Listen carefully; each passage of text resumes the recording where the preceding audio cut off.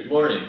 I'm John Blake. I'm the Miami University Cincinnati Professor of Engagement and Director here at Miami University Center for Community Engagement in Over-the-Rhine. As part of our 20th anniversary here in Buddy's Place, we wanted to have a discussion about design build. And with me today are Jen Summers. Yes, my name is Jen Summers, and I'm from Peaslee Neighborhood Center, and the director of Peaslee Neighborhood Center, but have been involved with the center and with design build projects in Miami for 20 years. And also Mary Burke Rivers. Yep, I'm Mary Burke Rivers. I'm the executive director at Over-the-Rhine Community Housing, and I've been engaged with the program for many, many years. So it's great to have everybody in the space and to talk about our projects. We've had, over the last 25 years, something like 25 projects, maybe more. They vary in scale from small installations, things that we would do like as an installation in Washington Park, like a game table, and varies all the way up to an entire building, like 530 East 13th Street, for example, where we did multiple townhomes over the span of several years. And I think it was important to think about how we started. Mary and I started this morning when we were talking before the show about how do we come to do design build, and especially in this context.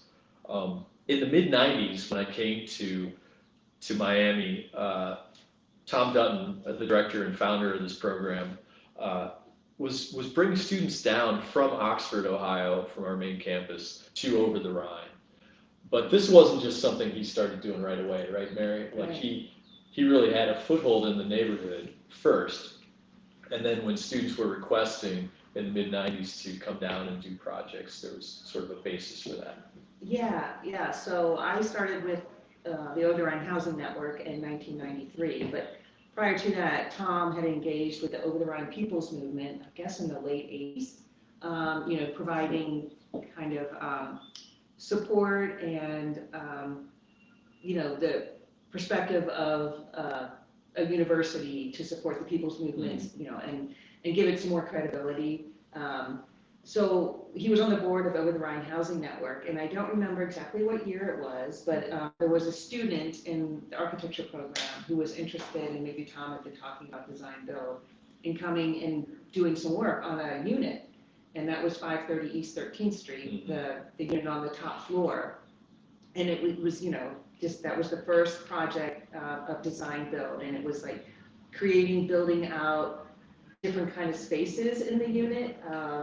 Creating like these tables that would fold down into the wall. Yeah, I think it was like a single, right? Like it was a very small unit all the way up in the attic. Right, exactly. Yeah. Right. And then creating, how do we create that space and have the different amenities you want in a smaller unit.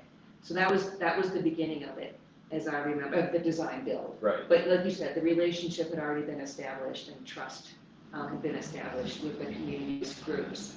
And then, I don't know if it's appropriate to go on to the next project, that was the laundry room, the laundromat on East Clifton Avenue. So we had done a low-income housing tax credit deal, and we had a commercial space on the first floor of the property at 130 East Clifton, and the students designed the laundry room, which you would think, just 4 walls and some laundry. Put some washer and dryer maybe. Yeah, right.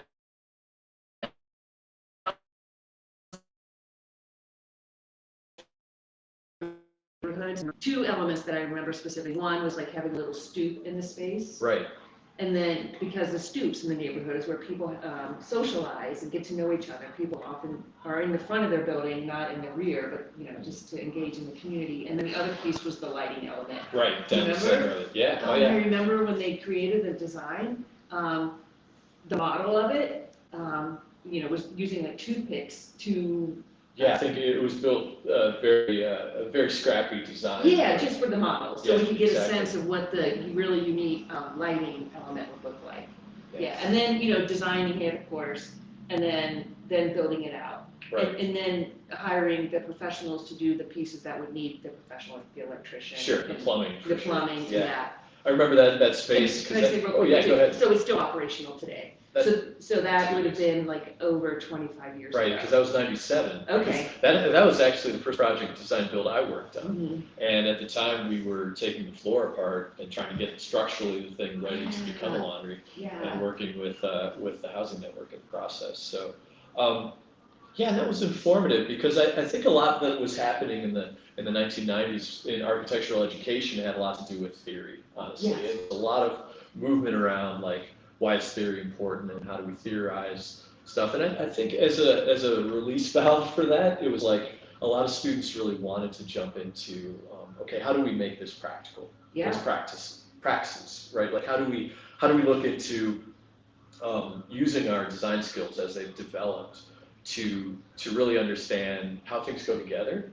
And the great thing was stepping into this context in Over-the-Rhine and the people's movement as our host, right? Mm-hmm. Like in a way, in the organizations that hosted us, is that we recognized the connections weren't just like, oh, a piece of wood to a piece of steel, right? It was also like, do these things within a context. Mm-hmm. And you have to think about the realm in which you're working. And that was something that I think a lot of other programs that started in the 90s might not have fully clicked on.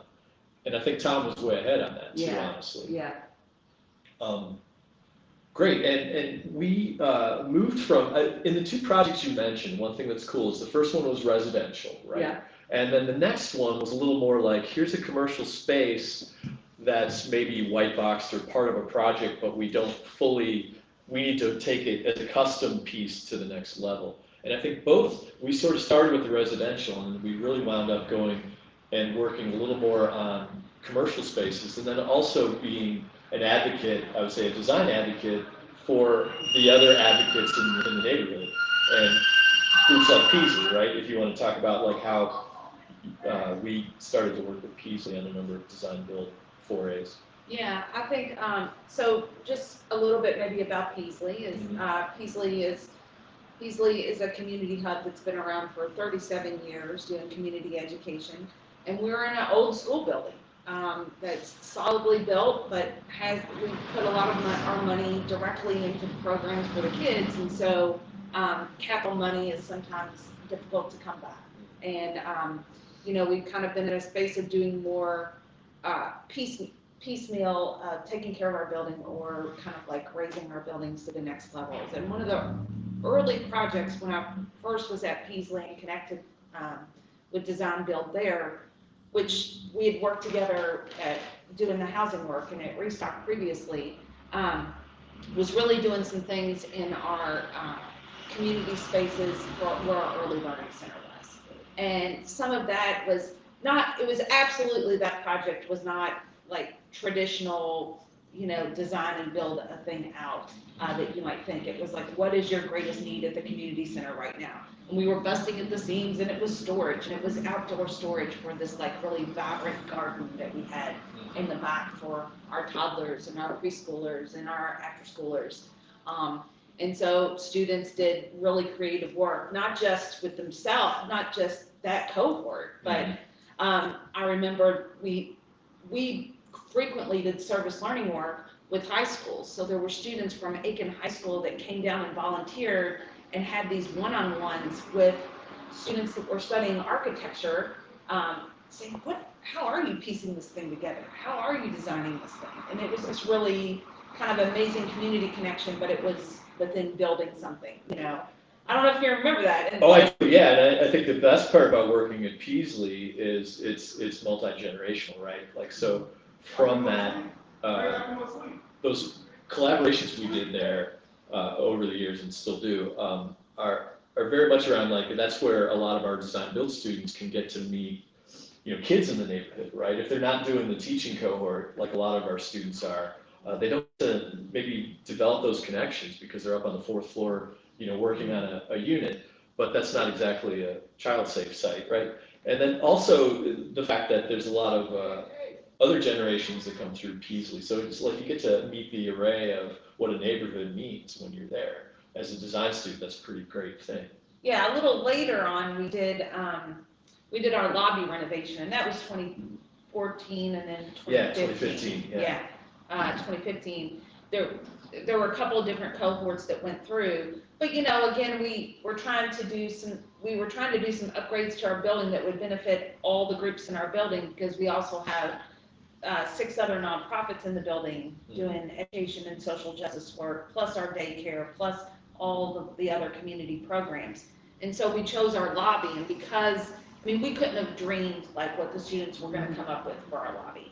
And having that experience of, being a client that has lighting options presented to you, and a professional, Yeah, we were able to go to LED. With yeah, that, like right? do all our energy efficiency stuff. But like we went to the next couple of years in particular, we were having events with hundreds of people packed into that lobby that ranged from community organizing things to piano recitals to pizza parties to, and that's all because of the students designed out that awesome kiosk at the back, track lighting. We've done art shows now at the. Because the mounting system that they were able to, a magnetic kind That's of like right. this, right? Yeah, so we have track lightings on either side, and so we can do all manner of like art shows where the art looks really nice, community-based art shows. And just this week, like I ran into a student like on the street right outside Peaslee. They were on their way to somewhere. I was walking. They stopped in their car. We didn't have time. They're like, "Oh, I'll come right back." Came back that afternoon, and like when I was speaking with that student who's now in at a architectural firm in town that's huge and doing massive projects, she talked about what it felt like to walk back into that space and what she remembered about being in that space. And it wasn't just the kids either. It was like our front desk receptionist would be like, "Hey baby, what's going on?" So that when the students were working in the space, they sometimes talk about feeling like home. And I think folks at Peaslee remember that too, whenever a new group of students comes back, like that you're just kind of like a part of it. And the other thing she said to me was like, she talked about how she takes it into her work, like about thinking who she's designing for. Right.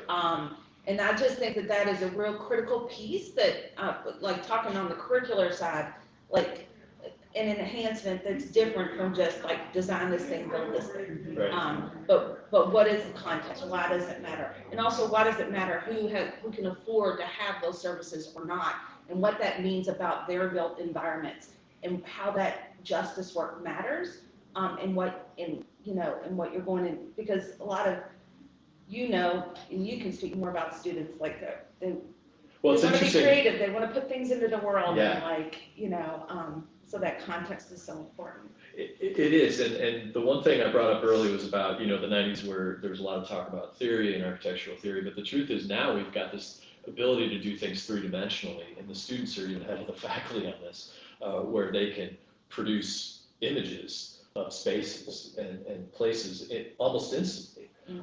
But I wouldn't call it a fallacy, but the challenge is it doesn't have behind it the knowledge of who you're doing it for, right? So that gets infused with doing the work down here. And then also just the palpability of like actually having to put certain things together is a critical move for the students at that phase, right? So yeah, it started out, we used to come down when we first started, we'd come down 3 afternoons a week, we'd get in the pickup truck at the loading dock, and then all the students, hopefully they had a vehicle, and we would carpool down here. And we did that from the mid-90s until the center was opened in 2002. So we were still doing it to build the center. So this space was a design, build out, which is kind of fun to be here. And then in 2006, we started the residency program.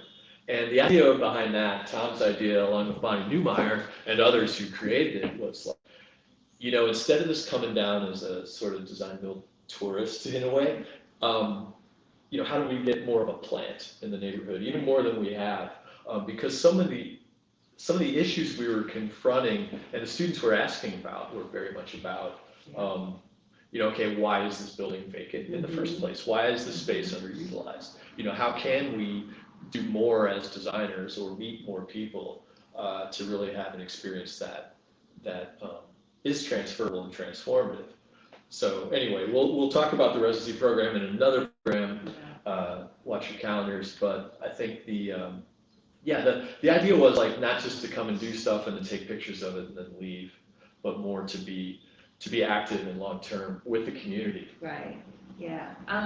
If we could talk for a minute just about some of the Republic Street. Yeah, sure. So there's two properties on Republic Street that the DesignBuild Studio took on, and one of them is 1405 07 Republic Street, we call Peaslee Place, which was a large vacant building, had some history to it, community-based history to it, and it was vacant, and we didn't have any financing mechanism in place.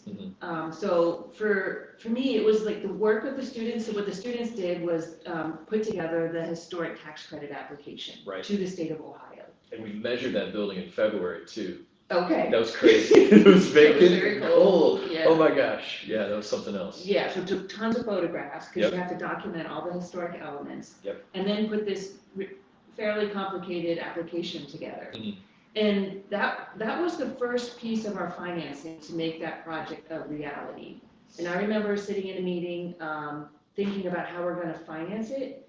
And I think there's something to putting energy into the effort that even though you don't know how it's going to work exactly, but when you have that initial energy, it just gets it moving. And so eventually we were able to put the financing together that was different than many of the other deals that we had done. It was because you guys were successful at putting this application together, the state historic tax credits, federal historic tax credits, whatever, no low-income housing tax credits. I guess I don't need to go into all of it, but it was somewhat unique in this for this building of 13 units. Yeah, it was 16 when we started and dropped to 13s because we needed some bigger sizes. Yes, you made sure to help design some family units. Right. Yeah, so there's 3 bedrooms with 2-story with a washer and dryer hookups in the unit. So that was a really important piece of that project, getting it moving. So now that it opened in 2015. And provides just high quality affordable housing today. And then the other Republic Street was the storefront at 1400 Republic that had been long vacant. And that project bricked up. I didn't even realize there was a corner entry there. It was just all bricks. Right. Yeah. So the DesignBuild Studio took that on over the course of several years. Yes.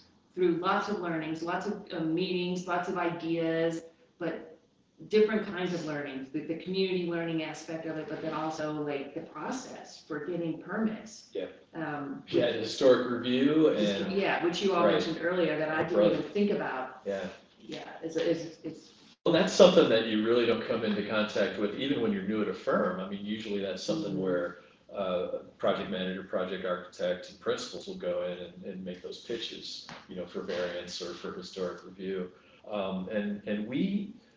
I think to do design build in a historic context like we do, right, a National Register neighborhood, for better or worse, means that we have to confront, not just what our neighbors and our partners want to see, but like what are the constraints that we have and how do we work within those creatively, and then how do we use our skills to leverage? I think that's a big point of that one. Yes. Because I remember Andy Hutzel took me through that building. Rather casually, as Andy does, Andy from OTRCH, and I remember being up on the roof of that building and having this 360 view that included Music Hall, parts of Washington Park, all the buildings around it, and thinking and we were coming off of 530, and I was like, this project, I would love to do this as design build, but it's going to take us 30 years to do that. It's impossible for us to do that scale of a project. But the great thing was working with Graham, Peaslee, and CR. We're able to leverage some connections with alumni and some connections with local firms to really put a bigger project to leverage that project to get you guys to get the ball rolling. And I think we've done similar things at Peaslee where we thought about energy efficiency. We thought about okay, how do we really take a building that was built as an annex in 1960 and make it relevant today. It's certainly relevant from what's happening in the space, but then how do we move forward? I mean, I think that's the other speaking about the partnerships and the leveraging. The other beautiful thing about this exchange or these partnerships is that like, like both students and the community kind of like show their value or assets to each other, like in new ways. You're busy, you're working. We're very much focused on at the Peaslee building. We're focused on what we're doing with people, and then the building is the space that we do that in. And since you mentioned being in a neighborhood that's the National Register of Historic Places, from a technical or from a historical standpoint, Peaslee Neighborhood Center is a non-contributing building. Yeah, we always laugh about that title, right? We find very funny. Like, we're not contributing? Right, we contribute so much. Yeah. But we always think about that kind of like in the people version. But then when we sat down and we really got like, did some of the projects with some of the students, including when you were able to take the DesignBuild Studio and then partner with another class, another course. Oh yeah, And do that parking study. And do the parking study, Oh, yeah. because when we were threatened, they were gonna put like a 4-layer parking garage right over top of us and our garden and everything else, right? It started with parking study, but then also the Living Building Challenge. Right. Like, it got us into all these sustainability questions.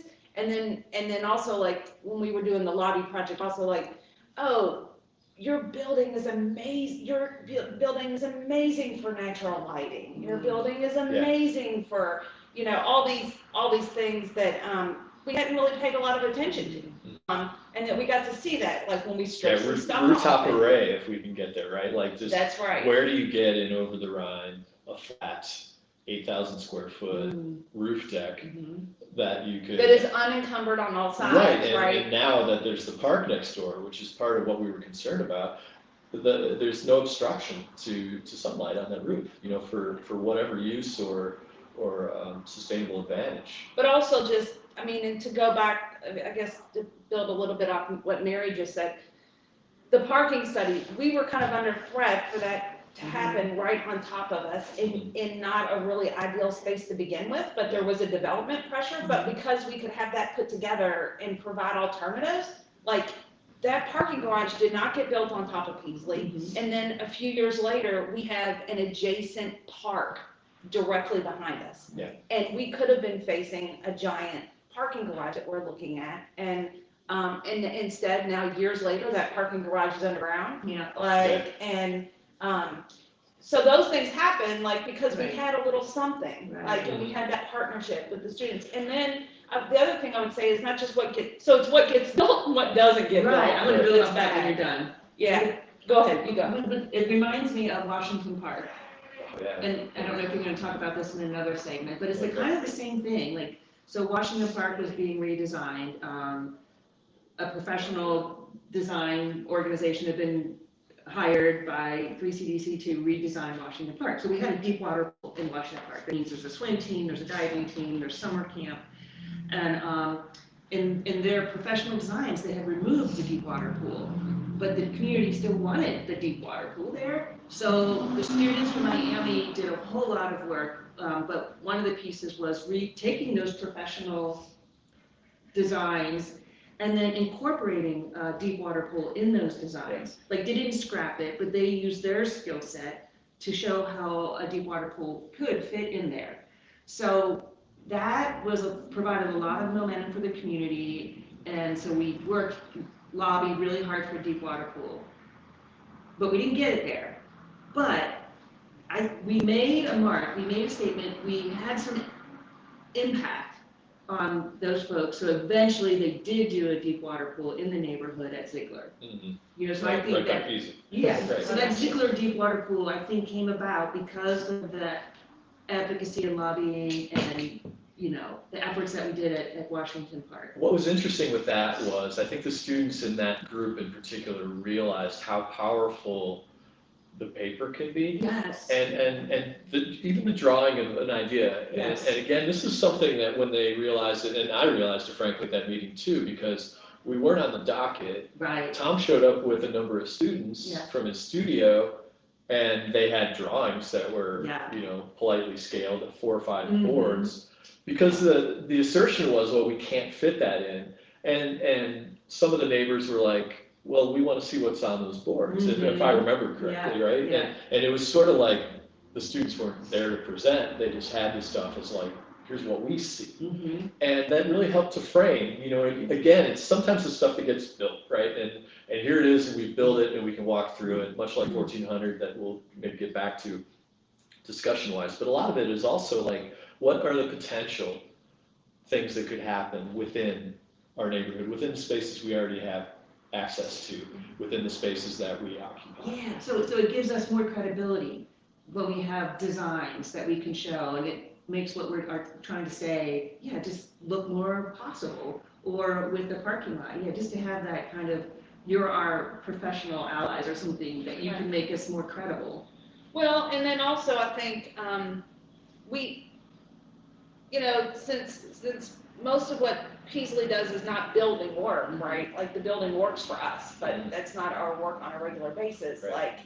Like every mini project or research project that the students groups did, either as independent studies, sometimes with or whole groups, are things that for Peaslee have helped us have a basis for how to even dream about what sustainability things we can do, a ballpark of what they would cost, like what would the outlays be, like just what's possible, without, and so some of those things some of the things from years past or studios past, like we still use as a basis for like, oh, can we have light shelves and, collect all the southern stuff that we get to like for energy efficiency for the next thing that we do.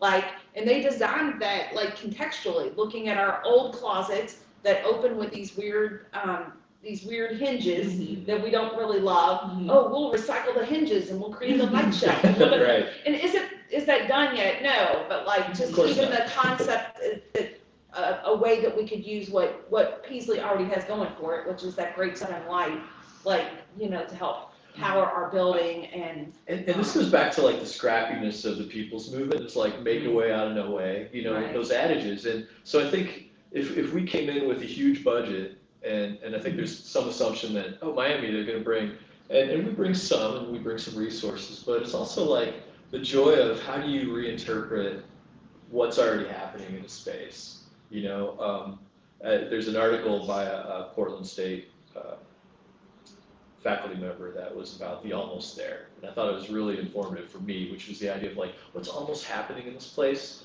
And then how do we enhance what's going there? As opposed to the design sensibility that's like, oh, there's nothing happening here. Right. We need to uproot everything and do it in a way that's fancier to draw in certain demographics, right? I mean, that's the truth of the neighborhood that's experiencing redevelopment. Yeah. Or gentrification. And that's more accurately. Yeah. So I think we've come in in an exciting way, with your partnerships and others, right? So the Contact Center, the Homeless Coalition, at the Vents on Vine, which was multiple times we'd go over there and do work. And I have to call out, University of Cincinnati, that partnership on Vents on Vine, and that's an award-winning building. As the Peaslee one also won a preservation award, which is neat. Yep. And then also certainly Robert Bell from Miami, who worked with Tom on that project in UC, and then Gary Struthers, who was also a grad student at Miami and then grew into multiple roles in the community. Yeah, So, I came and worked as a construction manager at Restock, which is prior to being Over-the-Rhine Community Housing. Did lots of great work, building out all kinds of buildings. And I think, and now that we're talking about that too, I mean, I think the other thing is that students that have come back, the lighting designer that we got for the lobby was a connect from an alumni. yes. Right? Yeah. And to do that work in the lobby at Peaslee. We've had a number of students serve on Peaslee's board. Board members, Exactly. Board members at Peaslee, our facilities committee, or coming back and getting employment with other organizations in the neighborhood. So, and then in our Peaslee building. And so there's just that wealth of alumni stuff. And I do think all these projects, it's so cool to think about all the different stages that different studio projects represented over a semester. Yeah. for what the process is like. What is it like to do a built environment, like, and Yeah, and the real challenge about the semester thing is like we come down here to be here full time, and yet the students are moving in a 15-week module, right? Sure. So each project, I mean, the reality of getting something substantial, frankly, and not, I mean, large, done through permitting, you can't get through the permitting and the budgeting in 15 weeks, right? Right. So a lot of our projects have to take on that phasing of students enter in a certain realm, and then from an educational standpoint is really informative, because like how do you package things so you can hand them off to somebody else? How do you build in a little bit of continuity? How do you pick up somebody else's ideas and maybe not trash them, but work within a context, right? So at first I lamented like, man, we should be doing a project or have the group here longer. But in a certain way, there's a beauty to the fleeting nature of the students being here in 15 weeks, or even for a summer 6-week thing, as we've done to push projects ahead. Yeah. Or even a spring break week, like we did at 1400, we worked in the basement there over spring break, you know, like 6 of us. And so yeah, I think it's been wonderful as design build, like the different levels in which we can interface, from the small of like, we're gonna build this thing quickly to solve this issue, to like, okay, how do we do a building that we know we can't design build, but then how do we use our resources to still advocate and then push it off to the right party? Yeah, well, even like our service center, we, renovated and expanded our service center, which is our office at 114 West 14th Street, our historic office there. The students, what was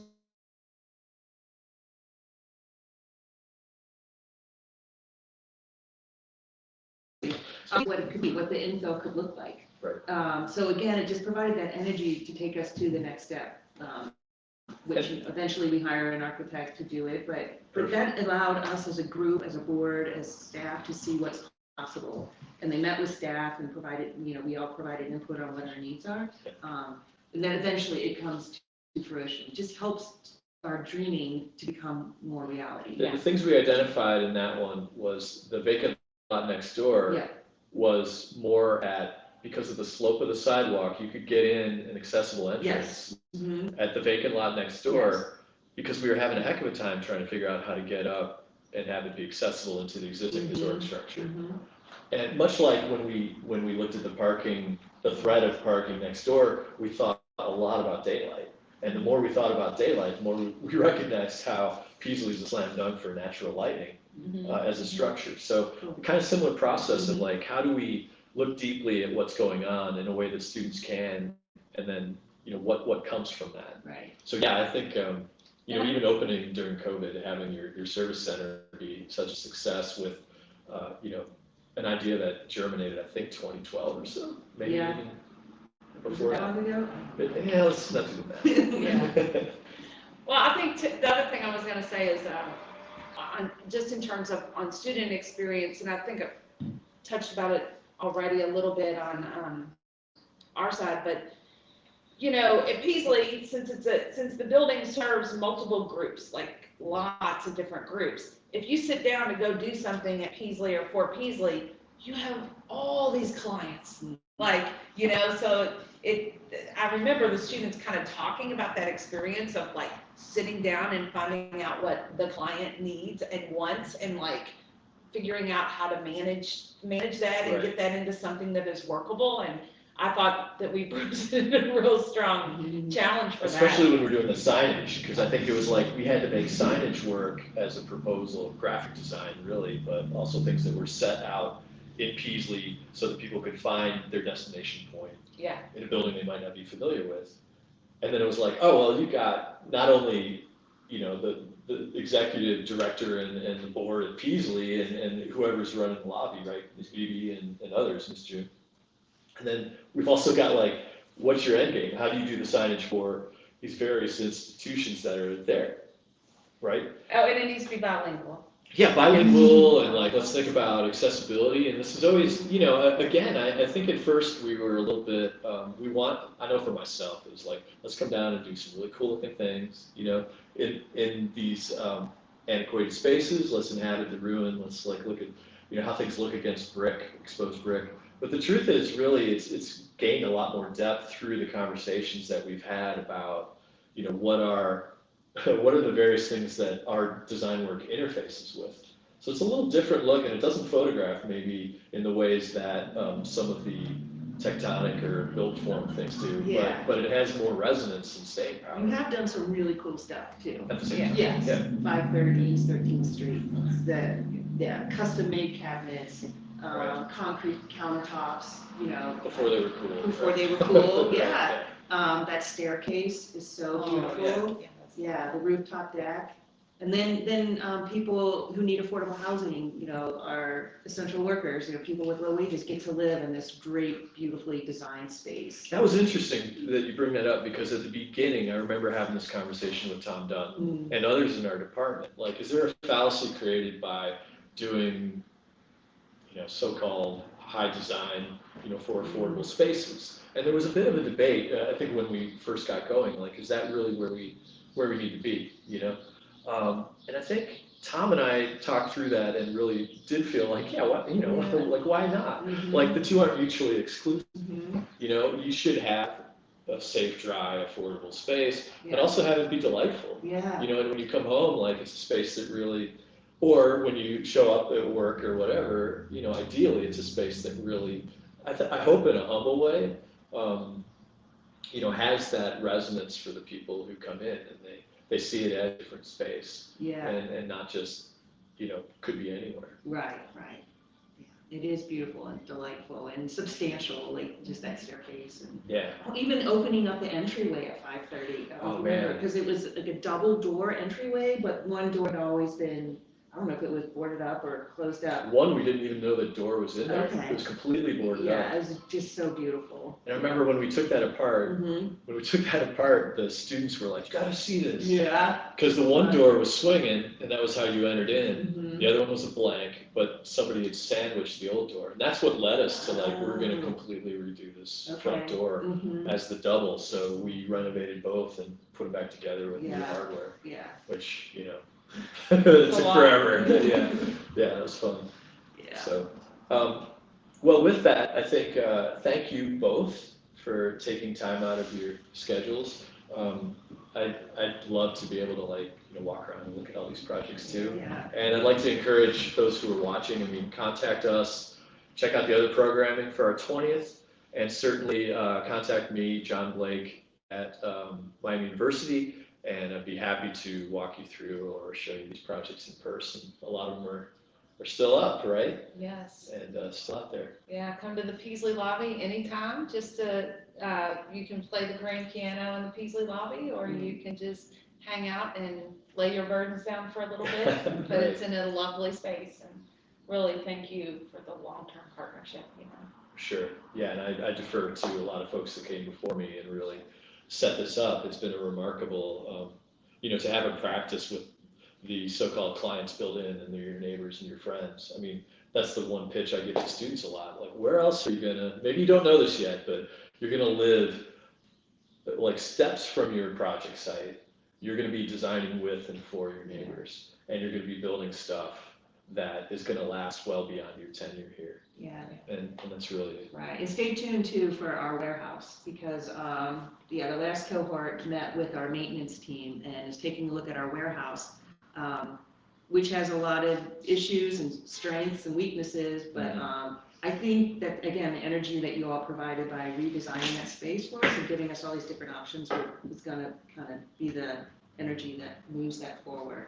We've got some new $750,000 townhomes across the street, so there's gonna be some pressure to make some improvements. yeah.